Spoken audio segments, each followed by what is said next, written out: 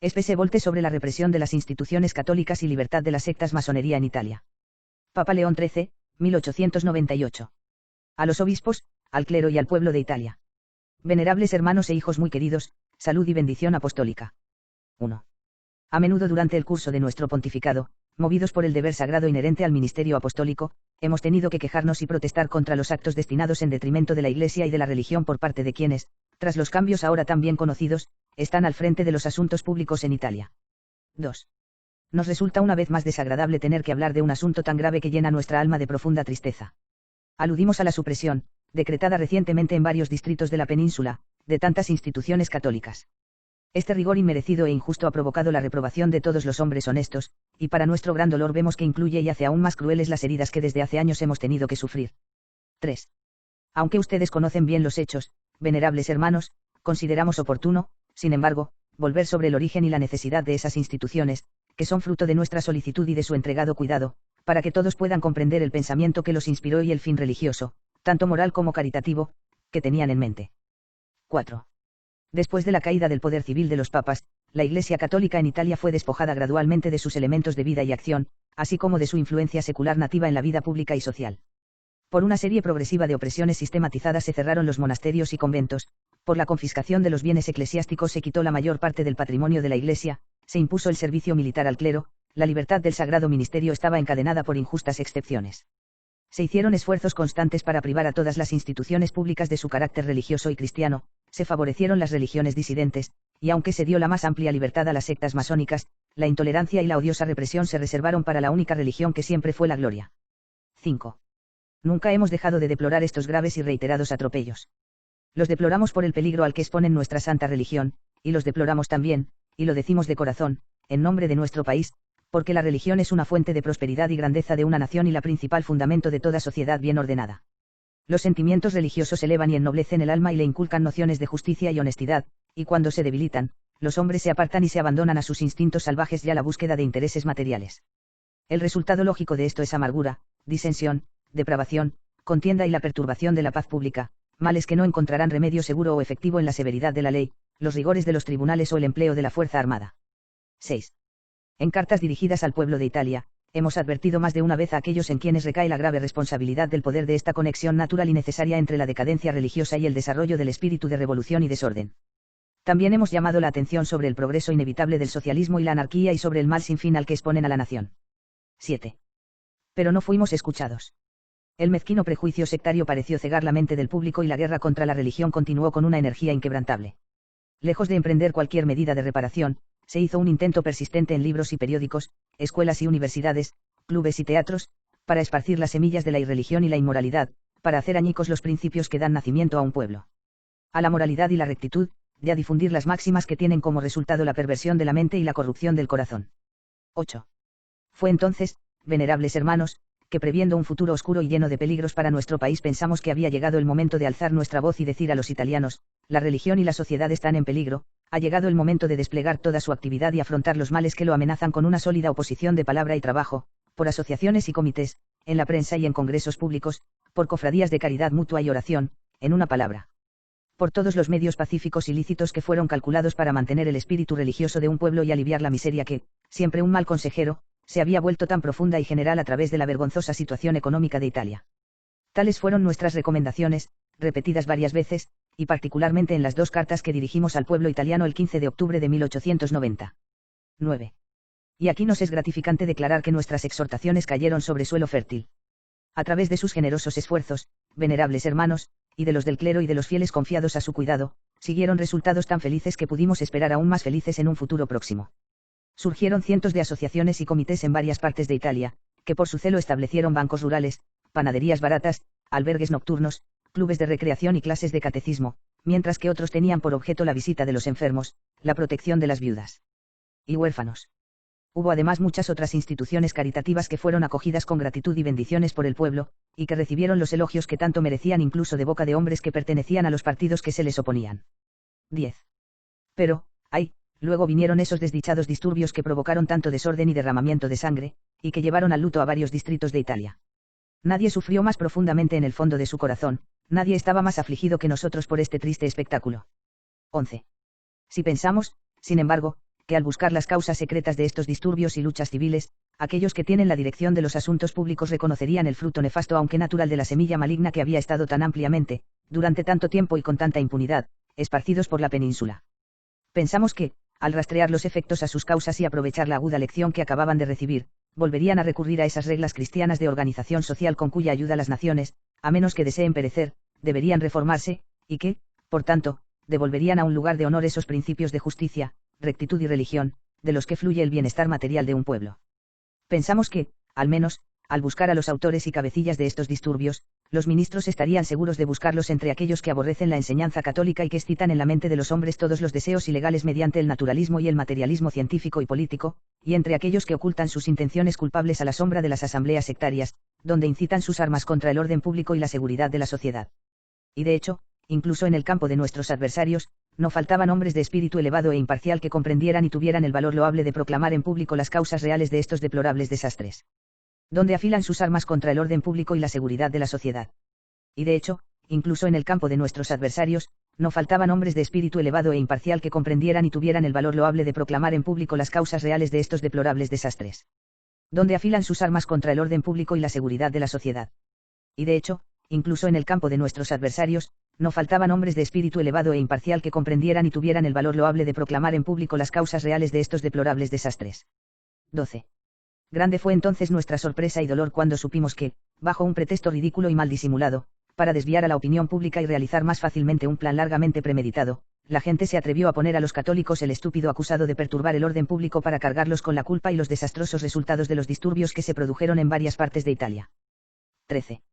Nuestro dolor aumentó aún más cuando estas calumnias fueron seguidas de acciones violentas y arbitrarias, y cuando se suspendieron o suprimieron varias revistas católicas destacadas, se proscribieron los comités diocesanos y parroquiales, se prohibieron las sesiones de los congresos, algunas instituciones quedaron impotentes y otras amenazadas incluso entre aquellos cuyo único fin y finalidad era el desarrollo de la piedad entre los fieles o la caridad pública y privada, y finalmente, cuando se disolvieron numerosas sociedades inofensivas y útiles, para la destrucción, en unos días tormentosos, de la paciente y modesta obra de caridad realizada durante largos años por mentes nobles y corazones generosos. 14. Al recordar estas excesivas y odiosas medidas, los poderes públicos se sitúan desde un principio en total contradicción con sus profesiones anteriores.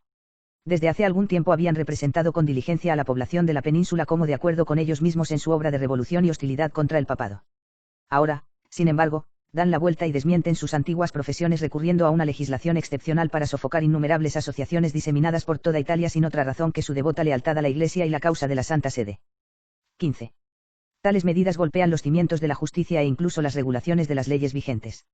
En virtud de estos principios y reglamentos, es lícito para los católicos, como para todos los demás ciudadanos, unir sus fuerzas para promover el bienestar moral y material de sus vecinos y dedicarse a las prácticas de piedad y religión.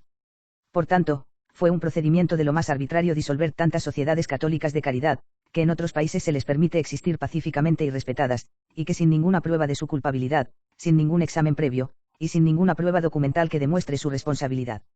Participación en el desorden que se había producido. 16.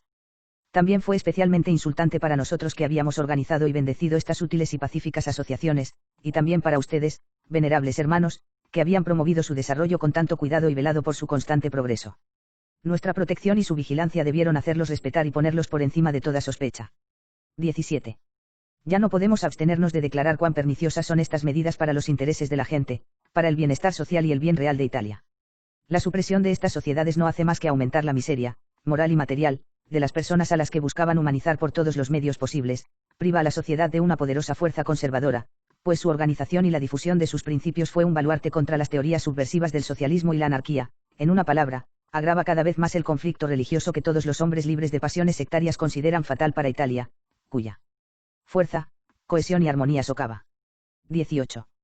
No ignoramos que las asociaciones católicas son acusadas de tendencias opuestas a la actual situación política en Italia y, por tanto, consideradas subversivas.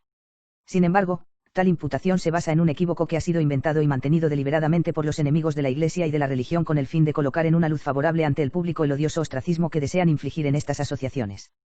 Pero pretendemos que esta idea equivocada se disipe para siempre. 19. En virtud de los principios bien conocidos e inmutables de su religión, los católicos italianos no tendrán nada que ver con ninguna conspiración o rebelión contra las autoridades públicas, a quienes rinden la obediencia que les corresponde. Su conducta en el pasado, de la que todos los hombres de mente imparcial pueden dar un testimonio honorable, es una garantía de su comportamiento futuro y debería ser suficiente para asegurarles la justicia y la libertad a las que todos los ciudadanos pacíficos tienen derecho. Vamos más lejos, por la doctrina profesan ser los más acérrimos defensores del orden, y por eso tienen derecho a un trato respetuoso. Si su valor y méritos fueran debidamente apreciados, además, tendrían derecho a la consideración y gratitud de quienes están a la cabeza de los asuntos. 20. Pero, al mismo tiempo, los católicos de Italia, por el mismo hecho de ser católicos, no pueden renunciar al deseo de devolver a su jefe supremo la independencia necesaria y la libertad plena y efectiva que son condición indispensable de la libertad y la independencia de la Iglesia católica. En este punto, sus sentimientos no deben cambiar ni con amenazas ni con violencia. Aguantarán la situación actual de los asuntos, pero mientras, por instigación de sectarios antirreligiosos, apunte a la caída del papado, nunca podrán, sin violar sus deberes más sagrados, defender por su adhesión y apoyo. Esperar la cooperación activa de los católicos para el mantenimiento del actual orden de cosas sería irrazonable y absurdo. Porque entonces ya no podrían seguir las enseñanzas y los preceptos de la sede apostólica. Al contrario, tendrían que actuar en oposición a esa enseñanza y apartarse de la línea de conducta observada por los católicos de todas las demás naciones. 21. Esta es la razón por la que, en el estado actual de las cosas, la acción católica, manteniéndose al margen de la política, se concentra en el trabajo social y religioso, y busca elevar al pueblo haciéndolo obediente a la Iglesia y a su cabeza, escuchándolo de los peligros del socialismo y la anarquía, inculcando el respeto al principio de autoridad y aligerando su carga de pobreza con las múltiples obras de la caridad cristiana. Entonces, ¿cómo se puede llamar a los católicos enemigos de su país y confundirlos con las partes que amenazan el orden público y la seguridad del Estado? Tales calumnias caen al suelo ante el puro sentido común. Se basan únicamente en la idea de que el destino, la unidad y la prosperidad de la nación consisten en los hechos que han sido perpetrados en detrimento de la Santa Sede. 22. ¿De qué son entonces culpables los católicos cuando anhelan el fin de esta larga disputa que es la fuente del mayor daño a Italia en el orden social, moral y político, cuando exigen oír la voz paternal de su jefe supremo, que tantas veces ha reclamado la reparación que le corresponde, demostrando al mismo tiempo que incalculable bien resultaría para Italia? 23. No, los verdaderos enemigos de Italia deben buscarse en otra parte, deben ser buscados entre los hombres que, impulsados por el espíritu de irreligión y sin corazón para sentir los males y peligros que amenazan a su país, rechazan toda solución real y efectiva de las dificultades presentes, y se esfuerzan con intenciones culpables por prolongar y aumentar su amargura. Es a hombres como estos, y a ningún otro, a los que deben aplicarse las medidas rigurosas destinadas a las asociaciones católicas útiles, medidas que nos afligen profundamente por una razón superior que no solo concierne a los católicos de Italia, sino a los del mundo entero.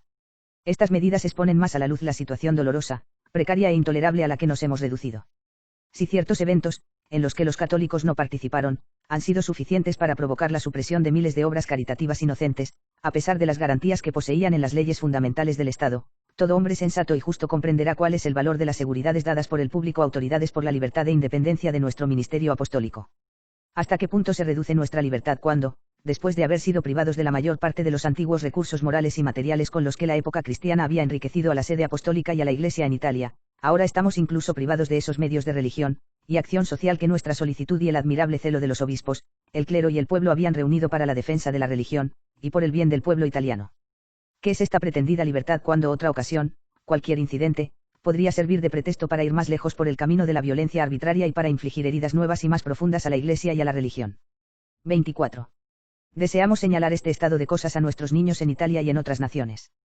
A todos ellos, sin embargo, les diríamos que si nuestro dolor es grande, no menos grande es nuestro valor, ni menos firme nuestra confianza en esa providencia que gobierna el mundo, que vela tan constante y amorosamente a la Iglesia y que se identifica a sí misma con el papado según las hermosas obras de San Ambrosio Ubi Petrus, Ibi Ecclesia. Ambas son instituciones divinas que han sobrevivido a todos los atropellos y ataques y que han visto pasar inquebrantables los siglos, sacando de sus desgracias nueva fuerza, energía y constancia. 25. En cuanto a nosotros mismos, nunca dejaremos de amar este hermoso y noble país en el que vimos la luz por primera vez, felices de gastar nuestras fuerzas restantes en preservar para él el precioso tesoro de la religión, en mantener a sus hijos en los honorables caminos de virtud y deber y en aliviar sus desgracias mientras podamos. 26. En esta noble tarea, estamos seguros de que ustedes, venerables hermanos, nos ayudarán con la cooperación eficaz de su celoso cuidado tan iluminado como constante.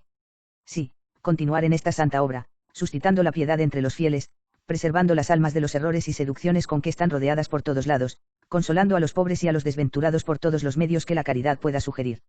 Cualquiera que sea la tendencia de los acontecimientos y las opiniones de los hombres, sus labores no serán en vano, porque tienen un objeto más elevado que las cosas de la tierra, y así, por más impotente que sea tu labor, te servirá para liberarte ante Dios y ante el hombre de toda responsabilidad por los males que, debido a los obstáculos puestos en el camino de tu cuidado pastoral, puedan sobrevenir a Italia.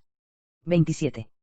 Y vosotros, católicos italianos, principal objeto de nuestro cuidado y afecto, tú, que has sido blanco de las más dolorosas vejaciones por tu cercanía a nosotros y tu unidad con esta sede apostólica, tienes como apoyo y aliento las firmes seguridades que te damos, como en tiempos pasados y en medio de circunstancias serias y tormentosas el papado fue siempre guía, defensa y seguridad de los pueblos católicos, y especialmente del pueblo de Italia, así en el futuro nunca fallará en su gran misión de defender y exigiendo tus derechos, y asistiéndote en tus dificultades, con más amor cuanto más te persiguen y oprimen. Ha dado, y especialmente durante estos últimos tiempos, numerosas evidencias de actividad abnegada al hacer el bien. No pierdas el coraje, pero manteniéndote con rigor, como en el pasado. 28. Si encuentran nuevas contradicciones y nuevos signos de hostilidad en el camino, no se dejen derribar, porque la justicia de tu causa se aclarará día a día por la misma razón que tus adversarios se verán obligados, para encontrarte con ti, a recurrir a armas similares, mientras que las pruebas que tendrás que sufrir aumentarán tu mérito en los ojos de todos los hombres buenos, y lo que es más importante, ante Dios. 29. Y ahora, como prenda del favor celestial y muestra de nuestro afecto especial, recibid la bendición apostólica, que desde lo más profundo de nuestro corazón os impartimos con amor, venerables hermanos, a vuestro clero y al pueblo italiano. Dado junto a San Pedro de Roma, el día 5 de agosto del año 1898 y 21º de nuestro pontificado.